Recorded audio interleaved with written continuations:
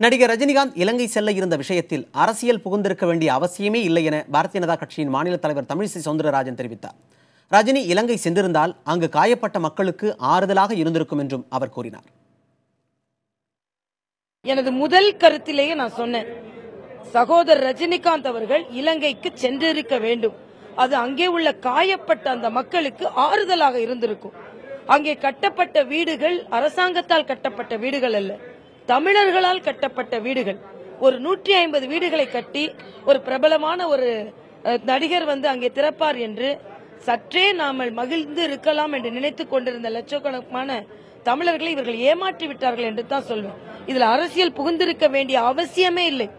திருமாவளவனும் சரி, வேல்முருகனும் சரி, இதை எதிர்த்திருக்க வேண்டிய அவசியமே இல்லை.